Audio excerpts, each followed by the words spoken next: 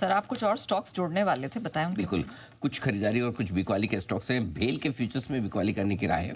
262 के stop loss के साथ 254, 251 और 245 के टारगेट के लिए एक अच्छे रनअप के बाद हल्की फुल्की प्रॉफिट बुकिंग है। लॉन्ग टर्म में हम पॉजिटिव हैं, बुलिश है। शॉर्ट टर्म ट्रेड के लिए आज से एक प्रॉफिट बुकिंग का मामला बन सकता है। पेटीएम, यहाँ पर भी एक छोटी मोटी बिकवाली हो सकती है। 982 के स्टॉप लॉस के साथ 955, 945 और 935 तक के टारगेट के लिए बातें चल रही थी कि शायद एमडीआर यानी कि यूपीआई से जो पेमेंट्स किए जाते हैं उसके ऊपर एक फीस जो लगाने की बात हो रही थी, और वो होती तो शायद फ़ायदा पेटीएम को काफ़ी कुछ होता। लेकिन अब खबरें आ रही फाइनेंस मिनिस्ट्री की तरफ से आई कि फिलहाल अभी ऐसा इरादा नहीं है, तो थोड़ा सेंटीमेंट के लिहाज से ये हल्का नेगेटिव हो सकता है। स्टॉक ने एक अच्छा रनअप भी दिया, 1000 के आसपास पहुंचा है, तो थोड़ी प्रॉफिट बुकिंग आ जाए तो कोई हर्ज भी नहीं। लेकिन लॉन्ग टर्म के लिए ट्रेंड मजबूत और ऊपर का ही है।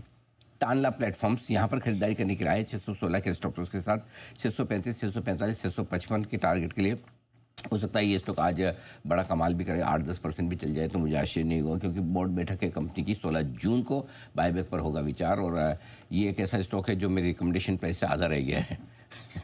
मतलब बहुत ही कम स्टॉक है ऐसे जिन्होंने, और मेरे को आज तक समझ में नहीं आया कि सब कुछ ठीक है लेकिन फिर भी कम स्टॉक चलता क्यों नहीं है। तो फाइनली शायद कंपनी के मैनेजमेंट को भी अब समझ में आया कि ये लेवल्स अच्छे हैं तो बायबैक किया जाए। तो कुछ कुछ स्टॉक्स हैं जो ऐसे ही एक बार पहले स्ट्राइड्स फार्मा, ये भी एक ऐसा स्टॉक था, सब कुछ ठीक था लेकिन स्टॉक आधा रह गया, कई बार समझ में नहीं आता।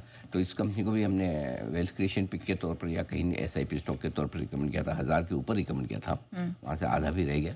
लेकिन अगर है आपके पास तो चलो अच्छी खबर है और रखें, बढ़िया कंपनी है और अब बायबैक हो रहा है तो थोड़ा फ़ायदा आपको मिलेगा। इसके अलावा आज जो खरीदारी और बिकवाली की राय है हमारी, तेल कंपनियों से रिलेटेड ओएनजीसी के फ्यूचर्स में खरीदना है 251, 254 और 258 के टारगेट के लिए।